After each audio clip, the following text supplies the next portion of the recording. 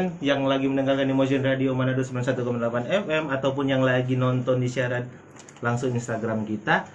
Sore hari ini bincang santai bersama saya Didi Gomez ditemani para teman-teman, para bisa dikatakan para pencinta filsafat, para pencinta pemikiran-pemikiran luas di sana. Kita kedatangan dua sahabat kita dari komunitas yang menamakan diri Akademos. Apa sih Akademos itu? Kita akan langsung saja berkenalan dengan mereka berdua. Ada kakak siapa kak? Taufik Poli dan Chris Manuel Pasabuan. Nah, Kak Chris dan Kak Taufik ini berkuliah di mana untuk hari ini? Kalau saya Fakultas Ilmu Politik, jurusan Ilmu Politik, UNPI Manado. UNPI Manado. Oke, ternyata ada para filsafat di UNPI juga. Dan Kak Chris? Kalau saya kuliah di Fakultas Ilmu Sosial dan Politik, jurusan Pemerintahan Universitas Samratulangi. Nah, teman-teman, mereka ternyata dari kedua kampus yang ternyata mempunyai basic yang sama, yaitu FISIP ya, dari jurusan FISIP. Nah, apa sih kesibukan teman-teman di belakangan ini? Karena kuliah masih digital, kuliah masih dari rumah, bahkan bisa ada yang masih di jalan, ada jalan kuliah. Bagaimana keseharian teman-teman sekalian? Kalau saya pribadi, kalau di rumah biasa itu membaca, menulis, lalu berdiskusi dengan teman-teman. Karena 3 hal itu kan penting untuk kami sebagai pecinta filsafat. Jadi rutinitas setiap saat ya seperti itu. Dari Kak Chris? Aktivitas umumnya kurang lebih sama sih dengan Bung Taufik. Cuman kalau saya karena di masa-masa akhir kuliah. Oh, jadi semester berapa sekarang? Sekarang semester 9. Oh, sudah lewat 1. Jadi teman-teman jangan ditiru kalau bisa 8 semester ya 8 semester teman-teman. Tapi kemungkinan Bung Chris punya kesibukan kan, punya pemikiran-pemikiran ya lebih baik lanjut. Oke, daripada berhenti itu lebih tidak baik kan? Daripada berhenti di tengah jalan itu yang lebih tidak baik. Oke, dari Bung Taufik. Kesehariannya selain membaca, apakah hanya diam di kamar? Nggak mungkin juga kan diam di kamar Paling saja. nongkrong, Nongkrong, ngopi dengan teman-teman ngopi. biasa, anak muda biasa. Siap, anak muda milenial zaman sekarang khususnya milenial. Ini tinggal di mana? Tinggal di rumah sendiri atau ngekos? Kalau saya di rumah sendiri. Di rumah sendiri. Kalau Kak Chris? Saya ngekos. Ngekos di daerah mana? Mungkin ada teman-teman yang misalkan di bawah. Ini masih single atau udah berpacaran atau Saya alhamdulillah masih apa ini? Masih. Oh, masih di tangan Tuhan ternyata teman-teman. Kalau Kak Chris? Ada. Ada apa ini? Pacar. Oh, ada pacar. Jadi teman-teman sold out. Oke, jadi yang jomblo silakan bisa kontak-kontak, bisa komen-komen di bawah ini. Nah, teman-teman pendengar setia Emotion Radio Manado 91,8 FM dan kawan-kawan literasi milenial yang ingin tahu lebih banyak tentang Akademos atau ingin tahu apa sih sebenarnya apa sih yang mereka buat di Akademos ini, di komunitas ini, silakan langsung komen-komen di bawah. Langsung komen aja di Instagram, di live Instagram, atau bisa direct message langsung ke Motion Radio atau literasi milenial. Kita akan lebih banyak bertanya tentang bagaimana kecintaan mereka, apa yang membuat mereka jatuh cinta tentang filsafat itu sendiri, dan siapa sih yang menjadi patron mereka sehingga mereka mencintai filsafat itu. Oke, kita langsung aja kepada Bung Taufik ya lebih dulu. Bung Taufik, silakan Bung Taufik. Pertanyaannya apa sih yang membuat kalian jatuh cinta tentang filsafat? Apa ya? Pertama itu masuk kuliah semester 1 itu kan iseng-iseng membaca karena lingkungan teman-teman juga sebagai pembaca. Mungkin mulai dari situ mulai tertarik dengan buku-buku filsafat, jadi mulai mendalami filsafat, tapi tidak secara akademik karena basic kan bukan mahasiswa filsafat, jadi hanya membaca, berdiskusi, menulis gitu, membaca apapun literatur di internet ataupun di buku gitu. Jadi kemudian tiba-tiba ya langsung suka aja dengan filsafat dan sampai sekarang ini nggak mau berhenti dari buku filsafat. Kalau mau Chris, kalau saya kalau mulai suka dengan filsafat itu ya mungkin sama awal-awal masuk kuliah juga, tapi kalau untuk kenal filsafat sendiri itu sudah sejak SMK. Jadi ada kebetulan teman-teman juga ada yang sama-sama suka filsafat, jadi sering-sering dia ngomong filsafat, jadi sering tahu tentang filsafat itu. Tapi ketika masuk kuliah, ketemu dengan teman-teman, sering nongkrong, ngobrol-ngobrol, terus ngomong tentang filsafat, akhirnya baca-baca buku filsafat, mulai tertarik baca-baca buku filsafat. Ya kurang lebih begitu, sampai sekarang tetap bergelut dengan teman-teman di Akademos, orang bikin komunitas untuk khusus teman-teman yang punya kecintaan yang sama tentang filsafat, dan orang lakukan diskusi rutin tiap minggu. Nah, ini kan kecintaan, ini Akademos adalah kumpulan teman-teman atau anak muda yang rindu, lebih tepatnya sangat mencintai tentang filsafat atau dunia pemikiran-pemikiran luas ini atau pemikiran bebas. Nah, untuk sampai hari ini sudah beberapa diskusi atau sudah berapa banyak tema yang dibahas oleh Akademos di dalam setiap pertemuan? Ataukah ada kegiatan-kegiatan yang bisa terbuka secara umum atau seperti apa? Kedepannya mungkin bisa juga dibahas. Praktis kalau kegiatan Akademos itu orang buka untuk publik. Jadi siapa saja bisa duduk ngobrol bersama, diskusikan satu topik begitu ya? Iya, jadi setiap minggu itu orang siapkan tema. Biasa orang undang pemateri dari luar. Pernah orang datangkan Bapak Reswati Bena, filsuf muda kita juga di Indonesia, banyak menulis buku tentang filsafat. Kemudian di Sulawesi Utara juga ada tokoh filsafat Bapak Sir Valentino Lumowa, dan mereka juga pernah hadir. Jadi orang selenggarakan diskusi itu nanti terbuka untuk umum. Jadi kita akan misalnya story tempatnya di mana, jamnya jam berapa. Jadi teman-teman yang tertarik datang silakan datang. Jadi tidak ada batasan bahwa ini hanya sebatas untuk anggota Akademos. Kerinduan kita adalah berharap orang-orang yang ada di luar sana yang berpikiran bahwa filsafat itu satu pemikiran yang abstrak, rumit, ribet, dan sebagainya, suatu saat mungkin bisa datang ngobrol dengan kita, cerita-cerita tentang filsafat, sampai stigma-stigma buruk tentang filsafat yang melekat dalam orang itu mungkin perlahan-lahan dihancurkan atau diubah. Nah, jadi berharap mungkin dari Akademos sendiri orang bisa memberikan pendidikan filsafat lah. Oke. Khusus kepada anak. Nah memang kalau di banyak sudahlah untuk masyarakat umum, tapi mahasiswa sendiri paling banyak berpikir ya, apalagi kalau filsafat masuk dalam filsafat atau apa ya, kalau filsafat dasar untuk di semester 1 itu terasa berat. Saya sendiri sebenarnya waktu semester 1 dapat hal yang seperti itu, kok berat juga ini mata kuliah ini. Jadi ya maklum lah, mujur-mujur dapat C waktu itu, nilainya tidak terlalu murah sampai D. Jadi teman-teman, bagaimana sih sebenarnya awal mula teman-teman itu, ini kan tadi bilang dari SMK mulai baca buku. Nah sebenarnya ada nggak satu titik yang dimana menemukan, wah kalian ternyata menyenangi ini, baca bukunya siapakah, atau ada seseorang menjadi seseorang sosok filsuf di masa lalu atau masa sekarang yang membuat kalian jatuh cinta benar-benar dari sekedar baca buku sampai menjadi orang yang yang mencintai filsafat itu. Tapi siapa duluan terserah kalian, hitung apa Sultan saja apa-apa. Sebenarnya kalau bicara tentang siapa yang digemari, itu kan filsafat tuh banyak sekali tokoh-tokoh yang saling bertolak belakang pemikirannya, dan itu saling mengkritisi antara satu dan sama lain. Nah, di filsafat itu sebenarnya kami tidak mendapatkan suatu idola sebenarnya, karena yang ada itu kebingungan, karena antara satu dan yang lain saling mengkritisi, sehingga mana yang harus kami pegang gitu. Tetapi walaupun begitu, bukan berarti tidak ada yang satu kami dalami secara intens. Tentu ada.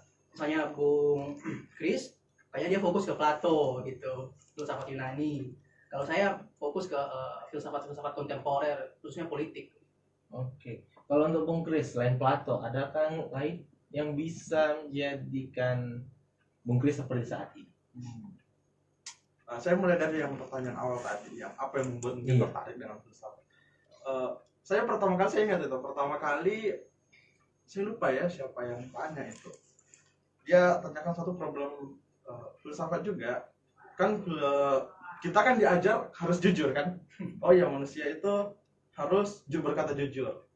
Dia tanya ke saya, bagaimana Chris, apakah untuk membela orang-orang yang dibohongi kita boleh berbohong? Itu mungkin nggak? Kan pertama kita harus jujur ini. Tapi kita mau membela orang-orang yang sudah dibohongi lebih dahulu ini. Kita boleh nggak berbohong sedikit-sedikit nih? Akan menantangkan itu. Di situ saya pertama tertarik gitu untuk belajar tentang etika. Saya di samping juga membaca Yunani kuno, ketertarikan saya di filsafat itu belajar tentang etika. Nah dari saya itu saya mulai belajar tentang etika, melihat persoalan-persoalan etika, persoalan-persoalan moralitas, sampai kalau tokohnya ya setiap tokoh punya keunikannya masing-masing gitu. Itu sulitnya. Jadi kita bisa bilang, oh ya Aristoteles etikanya bagus misalnya, eudemonia tentang tujuan hidup itu mencari Tapi kebahagiaan. dibantah oleh filsuf yang satu. Kemudian nanti akan dibantah oleh Immanuel Kant. Oh bukan cuma kebahagiaan yang dicari. Nah begitu seterusnya. Jadi masing-masing filsuf ada menariknya masing-masing. Ada menariknya sendiri. Oke ya, kalau begitu, kalau memang para filsuf ini bisa dikatakan semua menjadi patronnya kalian berdua ini, apapun pemikirnya tentang apapun. Nah, untuk saat ini nih, untuk keadaan seperti ini nih, apa sih yang bisa kalian mengaplikasikan? Atau ada nggak satu hal yang ternyata bisa kalian aplikasikan dari pemikiran mereka, pemikiran orang hebat itu ke dalam kehidupan zaman sekarang? Melihat kan milenial sekarang ogah-ogahan, apa yang bilang, ingin semua hal tentang dirinya sendiri kan, lebih enjoy main TikTok, lebih enjoy nge-vlog, atau lebih enjoy YouTube. Bagaimana melihat kalian istilahnya kalian bisa memproteksikan diri dengan mengaplikasikan pemikiran-pemikiran mereka? Seperti apa melihat keadaan seperti ini?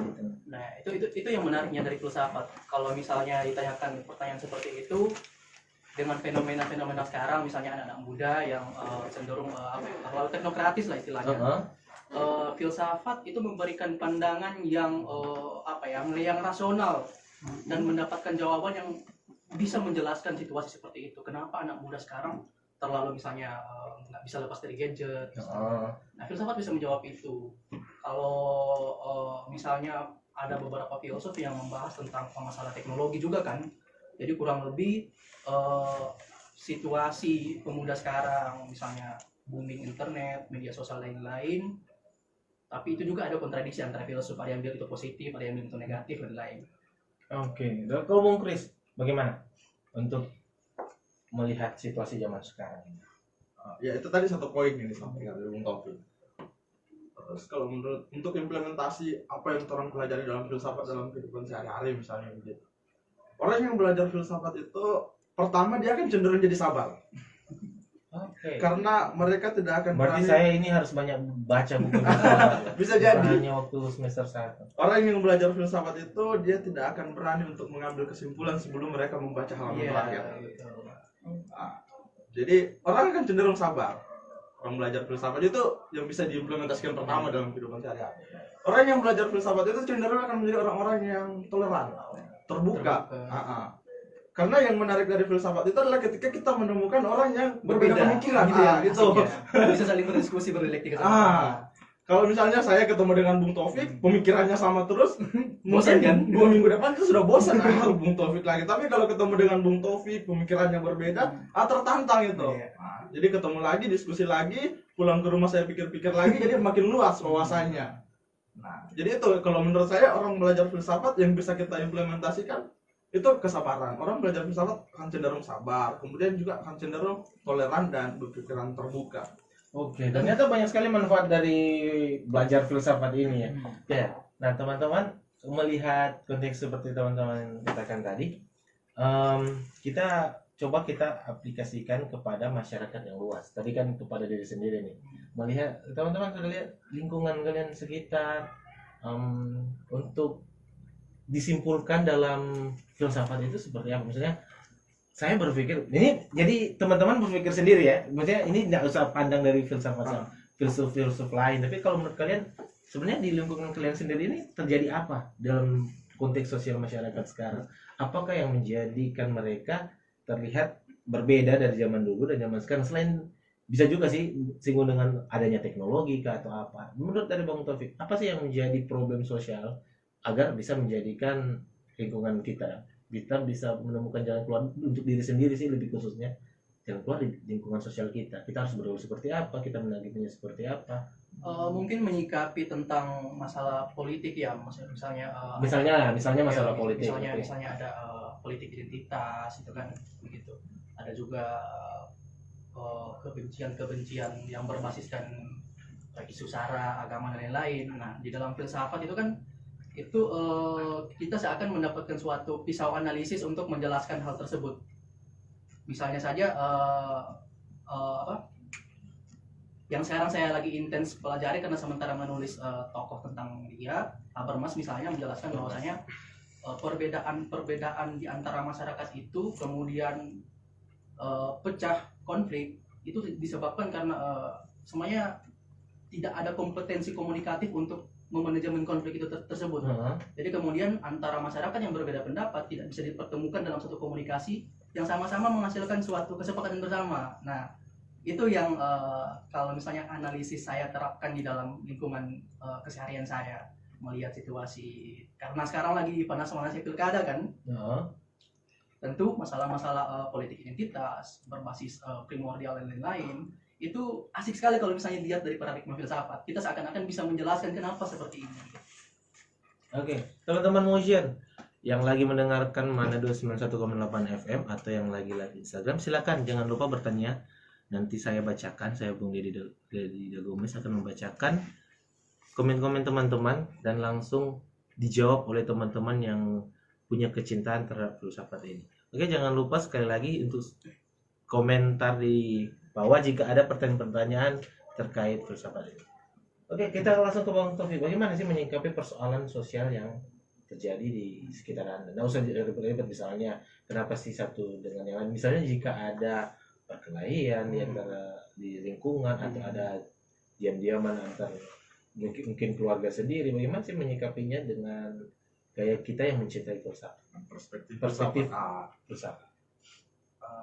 Itu dia kalau misalnya kita melihat dalam konteks yang luas ya. Tadi mungkin satu diambil tentang politik, satu juga persoalan yang mungkin sedang menggerogoti bangsa kita hari-hari ini adalah generasi muda atau anak-anak mudanya yang cenderung tidak mampu untuk berpikir kritis. Jadi cenderung misalnya ya udah apa yang ada ya udah terima aja emang begitu. Dipertanyakan begitu. Sampai akhirnya itu pun tune in ke dalam persoalan-persoalan seperti misalnya isu sara. Jadi akhirnya agama kita ya udah itu yang paling benar misalnya, atau suku kita sudah itu yang paling tinggi statusnya. Jadi nggak mempertanyakan lagi statusnya. Nah itu yang menyebabkan saya menyebut bahwa generasi muda kita itu cenderung tidak mampu untuk berpikir kritis.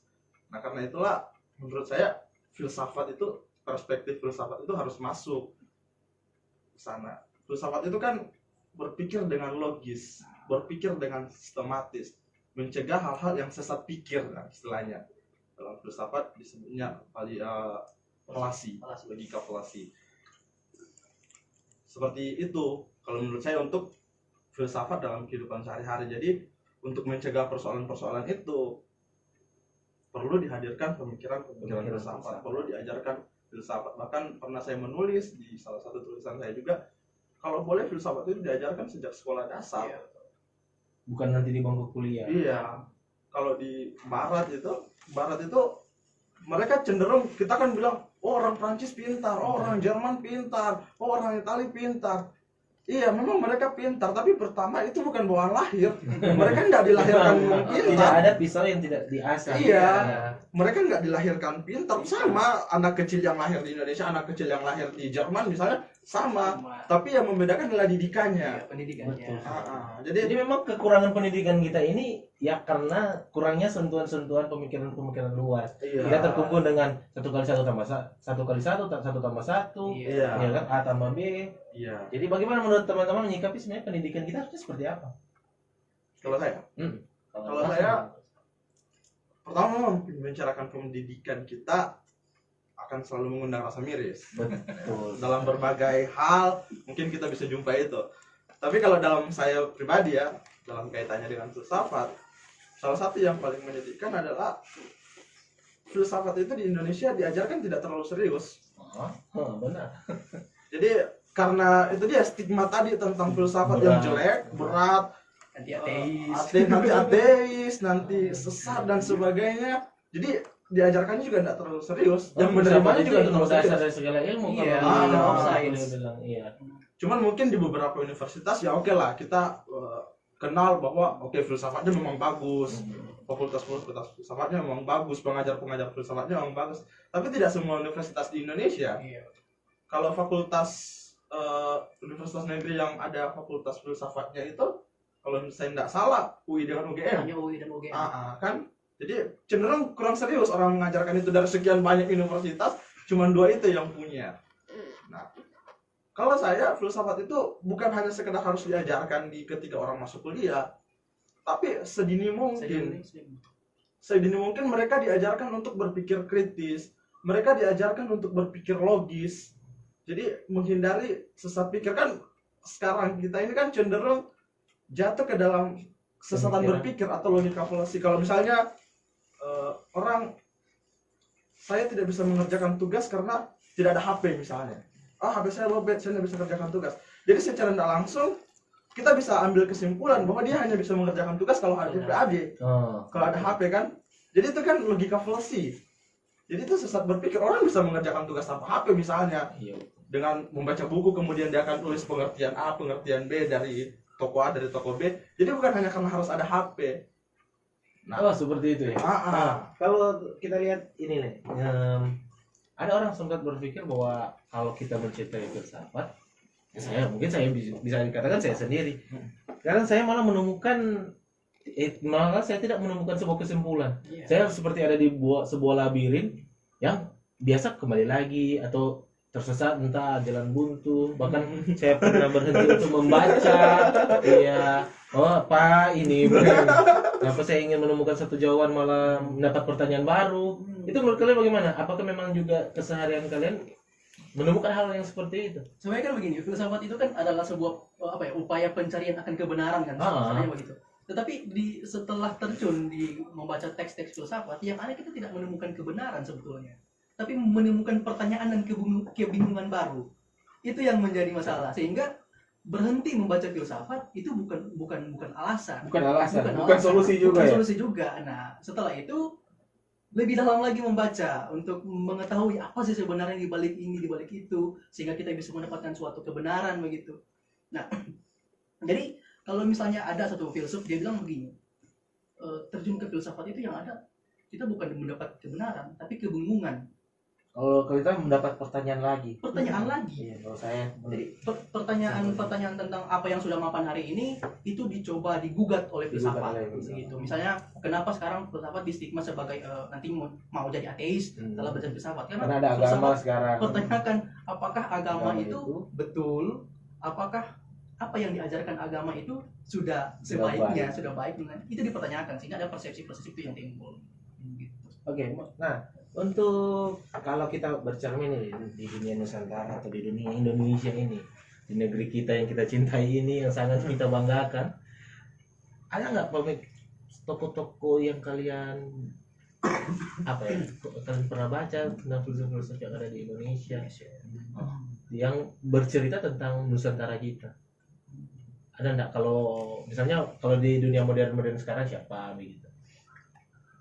Kalau yang tadi mungkin yang diucapkan tadi ada filsuf yang dari Sulut. Kalau sekarang itu tidak ada yang lebih representatif kalau menurut saya selain pengajar-pengajar di STF Diarkarya Jakarta, Sekolah Tinggi Filsafat Diarkarya Jakarta. Di situ juga kan banyak ahli-ahli filsafat yang mereka sudah banyak menerbitkan karya-karya filsafat yang itu jadi diskursus di dalam Indonesia kita.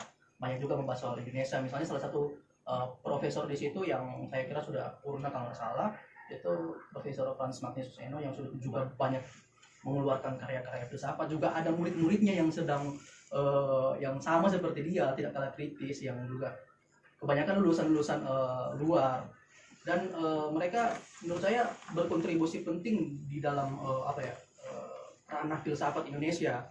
Mereka banyak memperkenalkan terjemahan-terjemahan filsafat ke dalam teks-teks Indonesia, dan itu memberi pengetahuan baru, karena ada beberapa teks-teks filsafat yang misalnya sudah diterbitkan 50 tahun lalu di Jerman misalnya. Tetapi di Indonesia baru diterbitkan 50 tahun kemudian. Artinya kita ada gap ketertinggalan antara satu pemikiran itu. Nah, itu yang kurangnya di Indonesia karena mungkin kesulitan menerjemahkan teks-teks filsafat gitu. Untuk Kalau untuk tokoh-tokoh filsafat di Indonesia ya, sebenarnya banyak sih, banyak. Kalau orang mau runtut dari sejarah juga, founding fathers kita itu orang-orang yang bergulit Iya. dengan filsafat. bergelut dengan dunia filsafat. Muhammad Hatta itu salah satu proklamator yang juga kasih peninggalan berupa buku filsafat. Alam pikir Yunani. Itu masih sering dirujuk sekarang kalau orang mau baca tentang filsafat Yunani. Nah, kalau termasuk bapak pendiri kita Soekarno, apakah juga Sama. seorang Sama. filsuf? Karena dia pernah punya pemikiran tentang Marhain sendiri kan. Sama. Soekarno juga orang yang bergelut dengan filsafat memang. Iya. Jadi jadi mereka sebenarnya bangsa kita ini berdiri di atas orang-orang yang berpikir filsafat. Cuma era sekarang ini yang kebanyakan para pemuda jadi dibutuhkan 10 malah 100 yang tidak berpikir filsafat. Ya kan kan Indonesia bilang dia Pak Soekarno bilang dia hanya membutuhkan 10 kan, 10 pemuda, tapi ada 100 yang tidak tahu buat apa gitu kan. Kalau ada satu kutipan bilang bahwa pendiri bangsa kita itu adalah orang-orang yang tekun bergelut dengan segala ide dan kata-kata. Nah, itu kutipan kita suka dengan kutipan itu. Makanya saya di dunia ini. Jadi mereka orang-orang Kita bisa buat tekun negara bergelut sendiri. dengan segala ide dan Ah, kata-kata begitu. sehingga dalam proses pendirian bangsa Ah. kita, kalau kita melihat sejarahnya, itu orang-orang yang berpikiran terbuka. Oke, nah tuh, untuk sekarang nih, kalau dari kalian bisa dikatakan kalian ini filsuf-filsuf di era milenial nih, ya kan? Ya, teman-teman pengajian radio dimanapun yang sedang mendengarkan, mereka ini bisa dikatakan filsuf-filsuf di era milenial. Nah, melihat konteks sekarang, Nusantara ini seperti apa sih? Kita bicara Nusantara, saya lebih senang kalau filsuf saya lebih pendekatan namanya ke Nusantara pada ke negara Indonesia. Karena Indonesia bagi saya identik dengan sosialnya, politiknya yang sudah membumi. Nah, bagaimana dengan Nusantara? Bagaimana kalian mungkin budaya-budaya Nusantara? Menurut kalian pandangan kalian sendiri nih, sebenarnya seperti apa sih seharusnya kita lebih khususnya atau lebih runcingnya ke Sulawesi Utara nih? Gimana sih kalian melihat? Karena kita harus juga memberikan ucapan selamat dirgahayu ke 56 Sulawesi Utara. Oke, kita bertiga untuk memberikan ucapan selamat dulu kepada Provinsi Sulawesi Utara yang bertambah usia di tanggal 23. Oke, kita sama-sama ucapkan selamat ulang tahun Provinsi Sulawesi Utara. Oke, 1, 2, 3. Selamat ulang tahun untuk Provinsi Sulawesi Utara ke 56. Oke. Nah, teman-teman, kita melihat konteks tadi, bagaimana sih budaya yang bisa dikatakan mulai terkikis, mulai hilang. Bagaimana dari pandangan para filsuf milenial hari ini? Maaf ya kalau saya namakan filsuf milenial, tidak apa-apa kan? Atau milenial ini dekat dengan jauh dari kata-kata para filsuf ini? Nah lah ya, milenial hanya sebuah entitas baru aja. Generasi. Apa ya di Sulut khususnya mungkin ini ya, saya menyoroti tentang masalah literasi juga di Sulut yang menurut saya itu masih paling minim di Sulut. Nah, misalnya begini, penerbitan buku di Sulut itu jarang sekali untuk bisa didapatkan, karena sampai saat ini saya juga belum tahu siapa penerbit apa di Sulut yang menerbitkan karya filsafat. Nah, toko buku yang di Sulut cuma toko biru itu kan? Iya, Cuma toko biru itu. Nggak apa-apa sih disebut karena kita satu grup ya. Oh, Di oh, Gramedia. Di Gramedia. Oke, jadi teman-teman toko buku besar di Sulawesi Gramedia. Gramedia yang satu grup dengan Motion Radio. Nah, di Gramedia itu kan kalau khususnya Gramedia di Sulut, rak filsafat itu tidak ada. Oh, Jadi rak filsafat ini mungkin masukan kepada teman Iya, kepada bisa. owner Gramedia. Kalaupun ada itu tidak sebanyak di lain. Kebanyakan kami mengakses buku-buku filsafat ya lewat online. Online. Jadi ini kekurangan Halus, ya. Iya. yang Nah, harus jadi dibuka. kalau menurut saya publikasi dan literasi di Sulut itu yang harus kita genjot bersama. Nah, selain tokonya nih, apakah bisa dikatakan sangat kurang nih komunitas-komunitas yang Ya, itu juga. berliterasi. Saya rasa kurang kalau masalah literasi. Kita harus jujur karena ini ironi sebenarnya Iya, di, betul. di Indonesia. Kita ketinggalan jauh dengan teman-teman Yang di Jawa. Jawa misalnya yang literasinya sudah bagus karena akses mereka ke publikasi buku-buku juga kan mudah begitu. Nah, kami kesulitan tentang hal itu. Nah kalau Bung Kris nih, karena kita harus potong karena sudah kayaknya udah jalan. Bagi Bung Kris, bagaimana melihat perpustakaan daerah kita sih ini? Kayaknya minim pengunjung. Karena saya sendiri jujur pernah pergi saya sendiri di dalam. Ngapain saya ini? Saya juga pernah ke sana yang Bukan perpustakaan ini provinsi. Tikala kan, yang di Tikala ya. Berarti kita berdua hal yang sama ini menurut. Perpustakaan dulu saya cari buku apa ya? Saya Ada saya sebenarnya nggak cari buku, saya cuma cari mungkin cari sesuatu yang baru di situ tapi nggak tahu buku apa yang saya harus ambil, jadi saya pulang karena saya sendiri nggak tahu bertanya siapa. Saya waktu ke sana pertama persoalan bukunya ya. Memang kalau mau dibandingkan dengan perpustakaan lain, mungkin koleksi bukunya masih agak kurang. Yang itu yang kita lihat ya. Paling dilihat. Kemudian juga ini saya nggak tahu ya apakah karena saya baru pertama kali ke sana kok belum lihat semua. Tapi saya lihat di sana juga kebanyakan buku-buku tua. Sebenarnya buku tua itu jenis yang keren juga Iya, untuk kita bagus baca, juga. bagus juga. Tapi masalahnya di situ, kalau menurut saya nggak hidup. Iya, kemudian juga mungkin apa ya, ada semacam itu juga yang perlu diupayakan mungkin pemerintah ya. Pemerintah. Berupa- Khusus ini dinas perpustakaan daerah. Bagaimana caranya meningkatkan kualitas literasi? Atau setidaknya bagaimana caranya supaya orang ini anak-anak muda ini tertarik lah untuk ke sana. Iya, betul. Bikin satu cara, yuk ke perpustakaan ada ini di sana loh. Iya benar. Kita kan tidak mungkin juga semua tidak senang baca buku. Kita juga kan orang-orang yang senang di dunia itu menghabiskan malam tanpa pacar tapi malah dengan buku. Oke teman-teman, ini ada pertanyaan dari Lenavi. Dari akun Lenavi, tepatnya LENAFFEE, nggak tahu baca apa itu, tapi dia katanya mau bertanya tentang Epicurus. Tepatnya begini, halo, pengen nanya dong kak. Epicurus, Epikuros. Nama filsuf. Oh, nama filsafat. Gue pernah bilang filsafat bisa dimulai dari diri sendiri. Tapi kalau tertarik sama filsafat, ada saran nggak harus mulai dari filsuf mana? Jadi ya seperti tanya tadi kan, patronnya kalian siapa sih sebenarnya yang membuat Untuk mulai dari filsuf mana, tergantung. Kalau kita mau belajar filsafat secara sistematis, tentu kita harus merujuk pada filsafat Yunani. Jadi sejak filsafat alam kayak Thales, mereka yang filsafat alam. Tuh, namanya apa sih ini? Epikuros. Epikuros. Iya, itu filsafat. Epicurus. Nah, jadi harus belajar, kalau mau sistematis ya belajarnya mulai dari filsafat Yunani kuno gitu kan, masuk abad pertengahan, masuk abad modern, abad kontemporer, abad postmodern, abad postmodern. Banyak sekali ya orang filsuf ini. Oke, kalau Kak Kris, Kalau ada saya saran nggak buat Lenavi ini? sebenarnya ada dua pendekatan untuk belajar filsafat.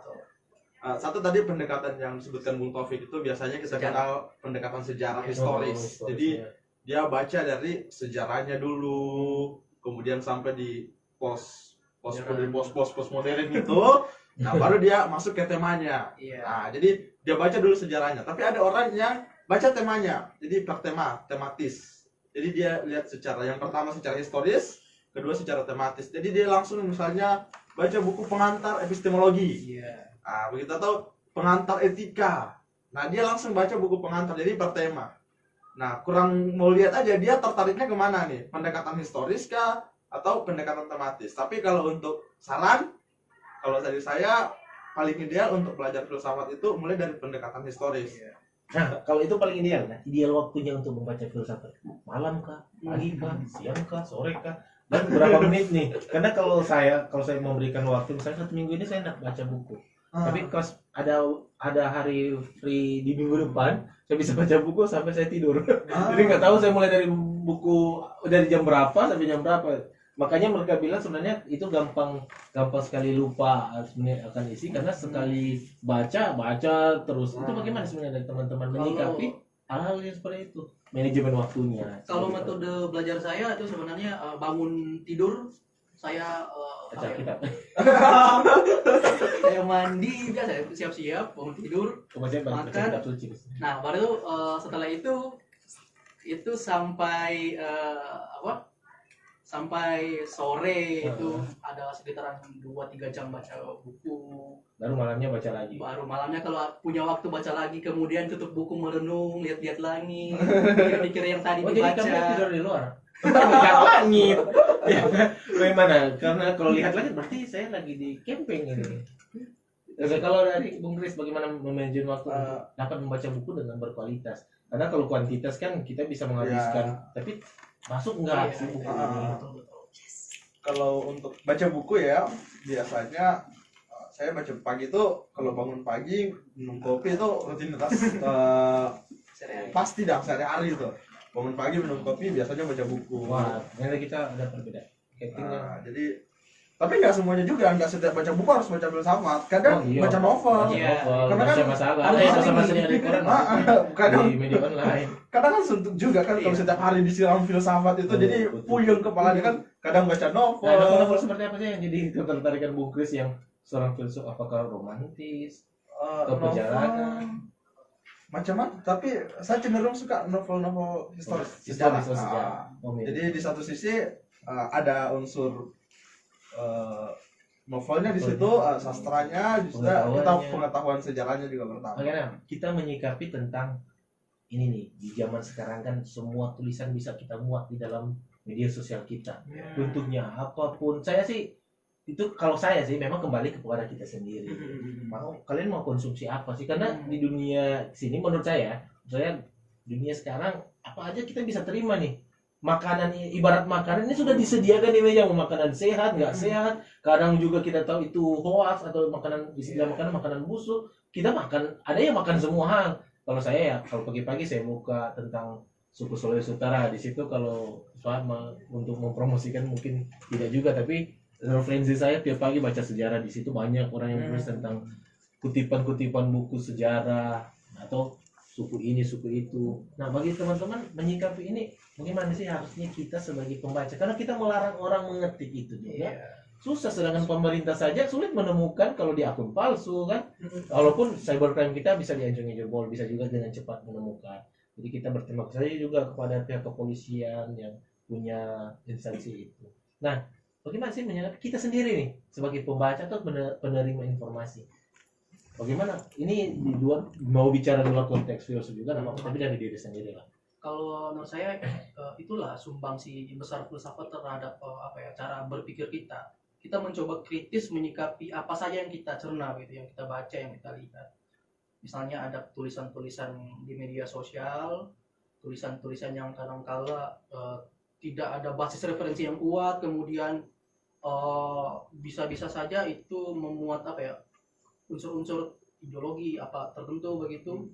Nah, dengan kacamata filsafat kita bisa menguak apa sih sebenarnya ada dalam teks itu. Apakah dia menulis hanya untuk mengoyak-ngoyak emosi kita misalnya, atau dia menulis hanya untuk kepentingan kelompok mereka. Nah, lewat filsafat kita bisa memetakan hal-hal tersebut. Jadi kita tidak serta-merta mengonsumsi tulisan-tulisan yang liar di media tersebut secara banal begitu. Oke, Bung Kris. Kalau saya memang susah ya kalau punya orang kita membatasi juga. Ada istilah ya, kalau nggak suka lebih baik tutup kuping daripada tutup mulut orang.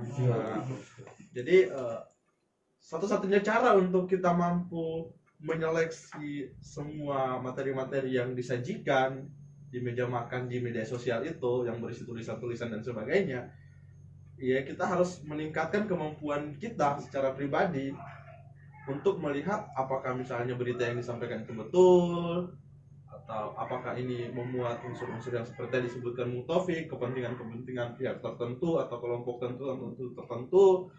Nah, itu secara intuitif kalau kita misalnya sudah terlatih untuk melihat, apalagi kalau kita belajar filsafat ya, itu secara intuitif kita sudah bisa menyadari apa yang ada di balik fenomena. Oke, nah ini ada pertanyaan nih untuk kalian berdua atau untuk salah satu dari kalian yang bisa jawab. Apakah seorang yang belajar filsafat harus berguna bagi bangsa dan negara? Ini pertanyaan datang dari akun bernama Henki Robot. Mungkin kayaknya saya kenal juga ini nama ini, jadi kita langsung aja dijawab oleh salah satu teman. Sepertinya kenal. Bung Taufik mungkin Lebih kenal ya. relevan untuk Relevan menjawab untuk pertanyaan menjawab. ini. Saya teman-teman, ini salah satu teman di Akademos ya. Ya Bung Erki, apa kabar? Selamat lama kita Sulit tidak juga ya ketemu. Ki kalau misalnya belajar filsafat dapat menyumbang Harus berguna nih. Berguna. Katanya ini paling ditekannya nih, harus berguna. Bagi bangsa dan negara. Kalau filsafat berguna bagi bangsa dan negara masyarakat, tapi harus berguna kan? Filsafatnya bagi bangsa dan negara. apa ya, kalau misalnya kita belajar filsafat itu bukan dilatih untuk menerima apa saja yang ada di hadapan kita justru ingin mengkritisi apa saja yang sudah ada di depan kita. Nah misalnya begini, pemerintah buat kebijakan A, kebijakan B, kemudian kami sebagai orang yang mencintai filsafat begitu menganalisa kebijakan A, kebijakan B ini, kami mengkritisi gitu. Nah jadi sumbangsi terhadap bangsa itu pemikiran kritis kita, itu sumbangsi kita. Oke. Jadi bukan semacam berkontribusi secara teknis dan lain-lain, tapi kita memberikan pandangan filosofis kita, pandangan kritis kita Terhadap terhadap sebuah permasalahan. iya, permasalahan bangsa gitu. Oke, itu Kegunaan kita sebenarnya dalam bangsa. Nah, jadi itu mungkin Kak Enki Robot, Enki. Jadi itu mungkin salah. Tapi dari kita kembali lagi untuk persingkat saja tentang Lenavi. Lenavi punya pertanyaan bagaimana maksudnya apa yang harus dia baca pertama?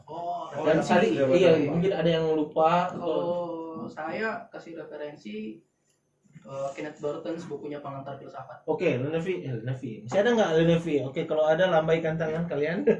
Oke. Nah, kalau saya tambahkan ya referensinya ya. Apa tadi? Kenneth Burton Pengantar Filsafat. Pengantar Filsafat. Kalau saya itu kalau untuk orang yang mau belajar Orang filsafat, baru, saya rekomendasikan buku dan itu penting sekali ya seharusnya Iya. kalau orang mau Kenneth. belajar filsafat itu bukunya Bernard Russell, Iya. The Story of Western Philosophy, Sejarah filsafat barat. Barat. Tebalnya tapi cukup tebal. Antara 1000 halaman. 1000 halaman lebih. Tapi itu lengkap, orang mau lihat sejarah pemikiran, garis-garis besar pemikiran, perkembangan pemikiran, itu orang bisa lihat di situ. Jadi Bisa didapatkan di mana ini? Di toko-toko Di toko buku atau di perpustakaan pribadi mereka juga mungkin ada. Silakan lebih untuk DM untuk bisa pinjam atau baca di kosannya Kak Chris. Oke teman-teman, kayaknya sore hari kita bersama Akademos sampai di sini. Terima kasih banyak teman-teman. Sama-sama. Referensi bukunya keren, mungkin juga menjadi referensi buku untuk saya sendiri baca, mengawali belajar tentang filsafat. Dan kedepannya kiranya Akademos masih bisa datang lagi di Motion Radio untuk berbincang-bincang dengan kita. Dan mungkin ada Instagram yang mau dibagikan dari keduanya, mungkin biasanya banyak yang ikuti. Oke, dari Bung Taufik, Instagramnya apa ya? Ayo untuk saya diperkenalkan. Demos Ex Kratos. Demos Ex Kratos itu demokrasi sebenarnya, Oh. tapi saya pakai bahasa Yunani. Demos Eskratos. Iya. Underscore atau langsung sambung? Enggak. sama. Demos Eskratos. Kalau Bung Chris? kalau Chris lupa nama Instagramnya, jangan buka Chris Manuel _1. Jadi underscore. Nanti mungkin mereka komen sendiri ya di postingan Instagram. Oke teman-teman, terima kasih banyak atas kehadiran sekali Sama-sama. lagi. Terima kasih. Terima kasih telah bergabung di Motion Radio Manado 91,8 FM bersama Literasi Milenial di Bincang Santai sore hari ini. Walaupun hujan, walaupun sudah istilahnya basah-basahan mungkin sampai di sini, tapi sekali lagi terima kasih banyak. Kiranya di lain waktu kita bisa bersama. Oke teman-teman Motion, sampai di sana bincang